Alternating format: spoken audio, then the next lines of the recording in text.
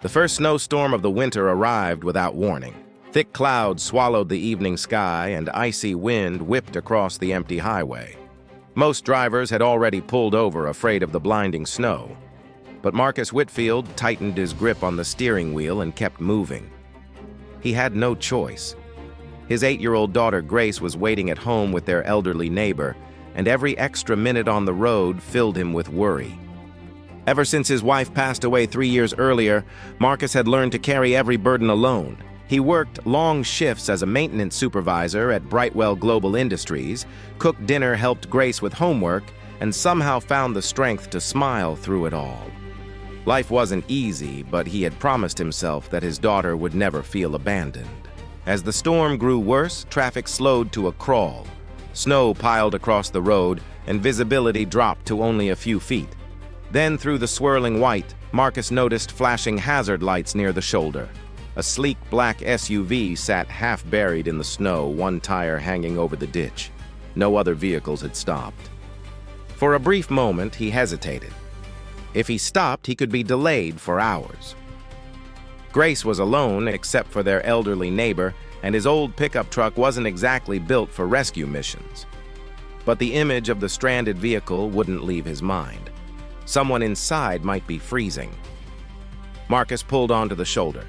Snow blasted against his face as he stepped out. The wind howled so loudly that it drowned out everything else. He fought his way toward the SUV and knocked on the driver's window. Inside sat a woman in her early 30s, shivering violently. Her pale face was streaked with melted snow, and a small cut above her eyebrow had stained the side of her forehead.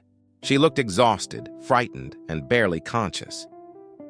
"My phone's dead," she whispered after lowering the window a few inches. "The engine won't start."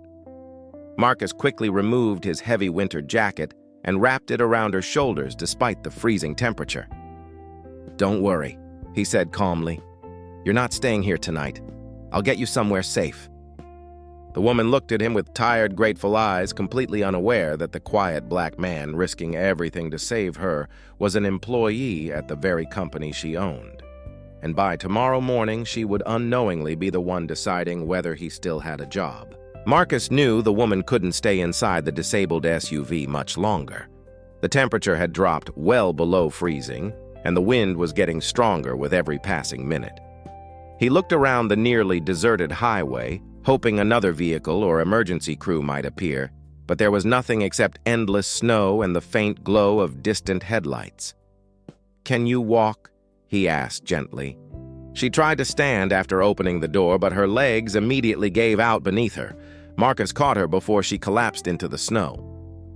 I think I twisted my ankle," she admitted through chattering teeth.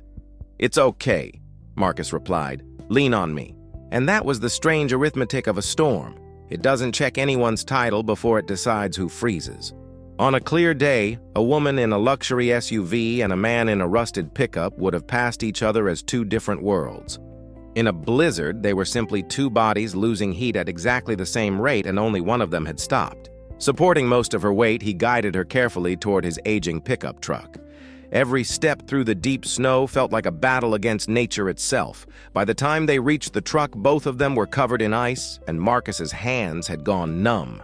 He helped her into the passenger seat, turned the heater to its highest setting, and handed her the small emergency blanket he always kept behind the seat. Years of raising Grace alone had taught him to prepare for the unexpected. "My name is Marcus," he said as he started the engine. The woman hesitated before answering. "Vivian." She didn't mention her last name, and Marcus didn't ask. Right now, she wasn't an executive, a stranger, or someone driving an expensive SUV. She was simply a person who needed help. Notice how little it took. He didn't have a rescue vehicle, a plan, or a spare hour to give. He had a jacket, a blanket, and a shoulder to lean on. Most of the time, being useful to someone isn't about having enough. It's about being willing to use what you already carry. "There's a small roadside lodge about 15 minutes from here," Marcus said. "If the roads stay open, we'll make it." Vivian nodded weakly, still shivering despite the warm air filling the cab. As they drove through the storm, Marcus noticed she kept glancing at an elegant leather briefcase resting on her lap. "Is something important in there?" he asked. "It contains documents for tomorrow morning's board meeting," she answered quietly. Missing that meeting could change a lot of people's futures. Marcus smiled faintly while keeping his eyes on the icy road.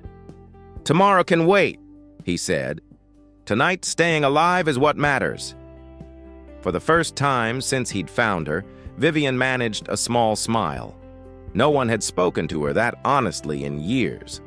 Most people were impressed by her wealth or intimidated by her position. Marcus treated her like any other human being. Neither of them realized that when morning came, those same board meeting documents would place Vivian back in the CEO's chair, where she would unknowingly review the employment file of the man who had just risked his own life to save hers. By the time Marcus pulled into the small roadside lodge, the storm had become even more violent. Snow covered nearly every parked vehicle, and the parking lot looked deserted. The elderly owner hurried outside after seeing Marcus helping the injured woman from the truck. "You're lucky you made it," the owner said. "The highway has been completely closed. No one's getting through until morning."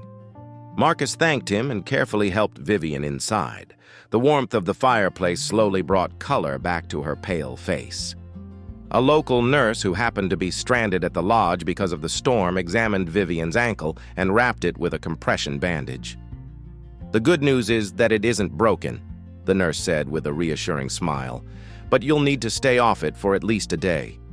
Vivian let out a quiet sigh of relief. Only then did Marcus remember his phone. The battery was almost dead, but he managed to send a short message to his neighbor, asking her to tell Grace that he was safe and would come home as soon as the roads reopened. A reply arrived moments later. "Don't worry, Grace is asleep.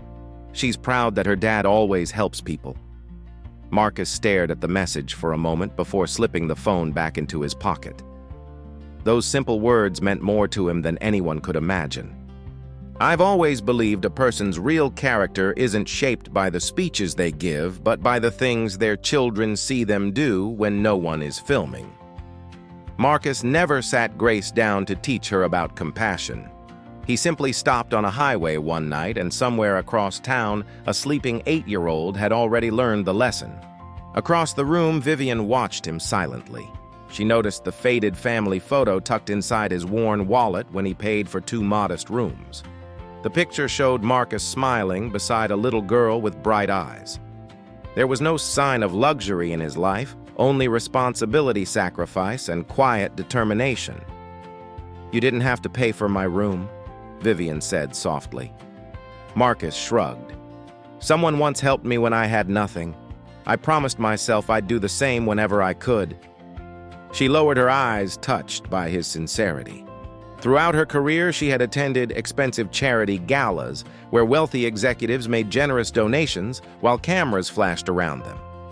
Yet none of those moments felt as genuine as this simple act of kindness from a man who clearly couldn't afford it. Generosity measured in dollars can always be budgeted. Generosity measured in risk cannot. The next morning, the storm finally cleared. As they prepared to leave, a convoy of black luxury vehicles entered the lodge parking lot. Several people in business suits rushed toward Vivian the moment she stepped outside. "Ms. Sterling!" one of them called anxiously. "We've been searching for you all night." Marcus froze. The respectful tone, the security detail, and the expensive vehicles made one thing painfully clear. The quiet woman he had rescued wasn't an ordinary traveler. She was someone important, far more important than he had ever imagined. He wished her well, climbed into his old pickup, and drove away, never realizing that by the end of that day, their paths would cross again inside the headquarters of Brightwell Global Industries. He drove away without asking for anything. And maybe that's worth sitting with for a moment. When we help someone and then quietly leave, we never lose anything. What we give away freely can't be taken from us later, and it can't disappoint us either. On Monday morning, Brightwell Global Industries felt unusually tense. Employees whispered in the hallways about the CEO's unexpected return after the snowstorm and the rumors of layoffs that were expected to be announced before noon. Marcus Whitfield walked through the front entrance carrying his old toolbox, trying to ignore the uneasy feeling in his chest. A few minutes later, his supervisor approached him. The CEO wants to meet you right now." Marcus's heart sank. He assumed the worst. As a single father, losing his job would mean losing the stability he had worked so hard to build for Grace. He entered the executive conference room and immediately froze. Standing beside the large window was Vivian. She smiled the moment she saw him. "Good morning, Marcus." Only then did he realize the woman he had rescued from the snowstorm was none other than Vivian Sterling, the CEO of the company where he had worked for 6 years. The executives watched in silence as Vivian stepped forward. "This man saved my life," she said. "He had every reason to drive past my stranded vehicle, yet he chose kindness instead." Marcus looked uncomfortable. "I only did what anyone should do," he replied quietly. Vivian shook her head. "No, Marcus. Many people passed me that night. You were the one who stopped." She picked up a file from the conference table. "Before the storm, this folder contained a recommendation to eliminate your position as part of our cost-cutting plan." The room became completely silent. Vivian closed the folder without signing it. "I've spent years measuring employees by numbers reports and performance charts, but none of those things measure integrity. A company succeeds because of people like Marcus, people who do the right thing, even when there's nothing to gain.